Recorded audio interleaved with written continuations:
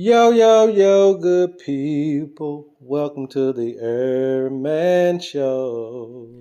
Yo, yo, yo, good people. It's your homie HerbMan. Here you back upside the head with another hot banger boogie. Hey, look, go tell somebody your homie HerbMan is on. And if you're new to the program, welcome. Go ahead and hit that logo right at the bottom of your screen right there. And don't forget to hit that notification bell, you guys, so that you never miss what we're bringing to the world. All right, so I am your resident herbalist slash holistic healer. I'm your homie HerbMan, and again, as always, you guys, it is free to like, share, and subscribe. So what are we talking about today? Just wanted to continue to come on this particular platform and let you guys know that if you're in any type of health issues, if you're dealing with any type of fatal issues, if you're dealing with any type of chronic issues, acute issues, there are things that we can do to make sure that we're able to pull out and pull through those things. Now, some of us need to catch it sooner than later, and again, we always encourage preventative tools, and this is the main platform that we want to be able to provide for our audience, you know, to be able to utilize these things as soon as possible, as early as you can, implement them in your families, implement them in your own individual life, and we always want you to pass this information down to the youth so that they can utilize preventative eating habits, preventative mental habits to be able to go along with this particular life experience, actually, and so that lifestyle choices would really be conducive to extending their lives as well as them having the abundance of things in life. All right, and so with that being said, we got to understand how the body works. All right, and it first starts with the mind, not the brain, but the mind. All right, and so the mind is the key to health. The mind is the key to everything. When you think about why we do some of the stuff that we do when we're looking at habits, right? They all really are conducive of how our minds have been engineered, how our minds have been constructed, right? What we have been taught, what we have learned, all of those things influence all of the habits, all of our decision making, all of our choices that we make. All right, and so if you're in health conditions that you can circumvent, that you could avoid, that you can do something about, and I'm pretty sure that most of us can help our issues out in some form or fashion. And if that's your case, which is in most cases, then let's talk about some of the things that you can do from a preventative standpoint, and also why you're dead slap in the middle of it dealing with something that could be able to help you out. Now, you know, guys, I'm always big on herbs, all right, but again, it's all about the mental aspect of what we're going to do to change our situations. So with that being said, you have to transform the mind, and then all these other things will follow. So what are some of the main focal points that we got to look at when we're dealing with our body? Well, we understand that most of the body, if you don't understand, then you're dealing with fluids. Okay, you're dealing with blood, and you're dealing with what we call the fluids, right? Whether that be your interstitial fluids, whether that be your lymphatic fluids, whether that be your cerebral spinal fluids. You got a lot of different fluids, and then you got the blood, right?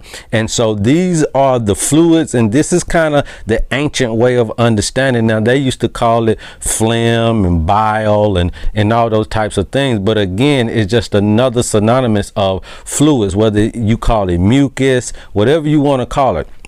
We're dealing with the fluids. Now, what happens with these fluids is we're supposed to have them, right? They're supposed to be cleansing mechanisms. If you think about what fluid does, especially water, now the body is made up of about 70 to 75% water, the same as earth. Water is a solvent to really cleanse the body. And so we have to understand how to renew these fluids, how to continue to flush the body. Now, as you continue to flush the body just on the SAD diet, right? Just on the standard American diet, as you continue to flush these fluids, if you don't put it like this, with the foods that we're eating, it's going to put undue stress on these filter mechanisms, which is the liver, gallbladder, going to the, and this is representing the blood right here, the kidney, spleen, you're talking about the blood, the lungs, again, you're talking about the blood, and then the immune and the lymph. Right now we're talking about the interstitial fluids, and now we're talking about the cellular level fluids, and now we're talking about your waste fluids. Okay, and so these are the fluids that can get contaminated when we're eating processed foods. These are the fluids that can clog up, all right, and start congestions in certain areas, especially when we're talking about these filters here. You just got to look at it as your air filter in your HVAC, your air filter in your car. Over time, is going to get clogged up, okay, just because of the contaminants that are in the air, the particles that are in the air. Is no different than us talking about the chemicals and the pesticides and all of the foreign objects that are in our foods and how we grow our foods, right? Same thing, bioaccumulation. Over time, the body will accumulate all these particular chemicals and particles in the foods that we eat inside of these filter chambers, inside of these four particular things that really actually are cleansing and are helping cleanse the fluids in our body. When you look at the operation of what the liver and the gallbladder does, right? Especially the liver is a cleansing mechanism for the blood.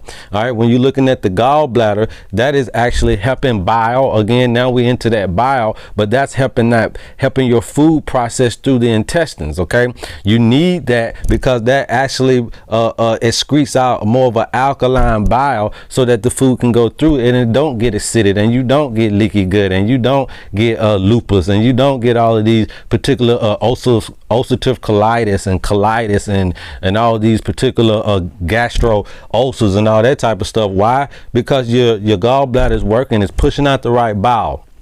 Now, when we're talking about the kidney, we already know that those are the great filter systems of our bodies. And a lot of times when we're dealing with disease, these are the first to go. Why? Because that transmutation that you have to that is almost like in a blood transfusion, right? You have to cleanse that blood, and you also got to cleanse that fluid. And as long as we can keep the fluid cleansed, then the blood will sustain itself, okay? Because the blood is always going to be alkaline, okay, you guys? So all we got to do is make sure that these fluids don't get so acidic and the cells don't start to inflame and mucus starts to build up in our bodies, and then the kidneys get the overload, and now we can't filter our lymphatic system. So what happens is, while all of this is happening, as soon as you start getting a deterioration in how the liver and the gallbladder operates, as soon as we start getting a lower performance level out of our kidneys and our lungs and all that, then it starts to affect what? All that buildup now starts to spew over into the blood bank, which is the spleen, starts to spew over into now when we're breathing in and out, we should be getting oxygen to the blood. But now, because we're probably coagulating due to the sugar in the processed foods and all this type of stuff, and now you can't breathe right, you're getting mucus in your lungs. Now that's affecting the oxygen that you're getting to your blood. Okay, so now you done got contaminants all off in your blood bank, and now that is beginning to also fester with a low immune system. You're getting bronchitis, you're getting pneumonia, you're getting all these types of stuff. Now your blood starts to get acidic. And then that's when we're running into a detrimental situation. Okay, so what are some of the tools that we can use? Okay, let's go over here. You know, we're talking about the 4-element healing system. As always, you guys, that's my bread and butter right there. I believe that's what the ancestors gave to me and allowed me to be able to expound on, is to know exactly what we're missing and exactly what we'd be able to put back, or either give you direction or roadmap back to putting the pieces back together in your life, to where all of these habits will begin to change your trajectory in life. Okay, so when we go to all these different things, we understand what those are: sweating, bowel movement, breathing, and urination. All 4 of these things are attributed to these particular things. So when you're talking about hot and sweating and all of that, it will affect the liver, gallbladder. When we're looking at the earth and the bowel movement, right, then we know that that's going to be in the kidneys and spleen. That's what we're going to call that. And the breathing, we know that's the lungs and the blood and the water. We know that's the lymph. Okay, so when we're looking at the body, and we're looking at the dynamics of the body. Hopefully you guys can get this. Let me see if I can put this down just a little bit more so you guys can see what we're working with right here.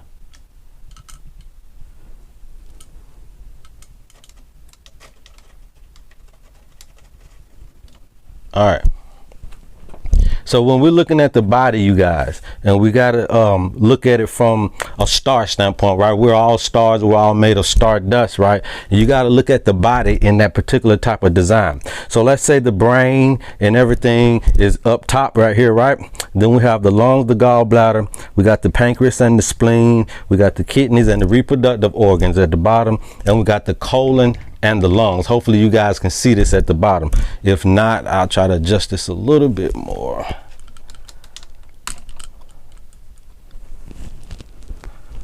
Okay. So with that being said, this is a little tool that we can utilize when we're getting caught up in some of these illnesses. Okay, again, we're talking about the 4-element healing system. But okay, if I'm having brain issues, mental fogness, mental illness, if I'm dealing with Alzheimer's, if I'm dealing with dementia, if I want to be preventative in that particular area, okay, we got to understand how the body works and what kind of can cause clogs to this particular organ. So when we're dealing with brain issues here, what this star is telling me that if anything is happening in the brain, the first places I want to go look at detoxing or unclogging, because they may be avenues leading up to the brain, right? Is going to be kidneys and the lungs. Okay, kidneys and the lungs, and then as a recourse, you can do the colon or the large intestine as well, right? Because there may be clogation in there that's causing faintedness. Okay, there may be a clog in the lungs. We already know that if you're not being able to get air in the lungs, then you're not going to be able to get air to the brain, and that could also be the reason, right? So clearing the mucus out of the lungs, clearing the mucus out of the colon, clearing the mucus out of the kidneys, clearing the mucus out of the small intestine, right? So you basically, when you're dealing with the brain, you're getting all of that digestive area and your kidneys, your filtration system, you're getting that unclogged to deal with the brain. You see that? If I'm having liver or gallbladder issues, right? So if I'm having liver issues, I'm definitely going to try to work on my gallbladder, make sure that they are working as a tandem. Then next, I'm going to come down to the colon or large intestine. Okay, all right, and then I'm gonna come to the pancreas and the spleen area, right? Because all of those components are part of that digestive system and definitely work together with the liver. And again, what you're doing is, if there's a fire at the house, you're going down the road to see where you can get the water from, to see where the congestion is at, to see where the problem lies, to see who did it. Okay, and so what you got to do is play who did it. And a lot of times the issue is not at the actual place that you're finding the problem. It's down the road somewhere. It's the cat down the road that did it, and we got to go get him. We got to go find it, and we got to go get that thing rid of. All right, so if you're having liver issues, again, you definitely want to work with the gallbladder, because they definitely work together. And then you want to come and start looking at the colon or large intestine. You want to detox your gut, again, dealing with the liver. And you also want to look at your pancreas, okay, and making sure all three of those things, or all four of those things, are working together. Now it's the flip side when you're dealing with your pancreas. Dealing with your pancreas, now you want to go and detox the liver and the gallbladder, and then you want to come down and detox the kidneys. Why? Because you're dealing with that pancreas spleen. Okay, that pancreas spleen. So if I'm dealing with the pancreas, I still want to make sure that the spleen, so I would take spleen herbs, red root, things of that nature to help right along with the pancreas detox, with some bilberry and things of that nature, right? I'll take that, boom, and then I'll go down here and deal with my kidneys. Why? Because I need to filter. I need to make sure I'm getting all of that sugar out of me. I need to make sure that my blood sugar levels are operating, which means that I need to detox, and I need to get all of that junk out of the fluids, right? Sugar, blood sugar level. So where's the sugar? In the fluids, blood. High blood pressure. Where's the pressure? In the fluids, the blood. When you're talking about cancer and you're talking about tumors and you're talking about all of these other, cell situation, autoimmune issues and all of that, what is that dealing with? The lymphatic system, a fluid. I got inflammation, I got arthritis, I got this and I got that, right? So if you got arthritis, that means that you probably are not having enough what? Mucus in the joint area, which is the fluids. If you're dealing with pneumonia, that's fluids in the lungs. If you're dealing with, asthma, again, that's fluids in the lungs. If you're dealing with swelling, edema, fluids around your ankles, the lymph fluids, leukemias, fluids, tumors, they start in the lymphatic system, breast cancer, lymph nodes, fluids. So we have to make sure that we're dealing with these particular organs that deal with the fluids. Okay?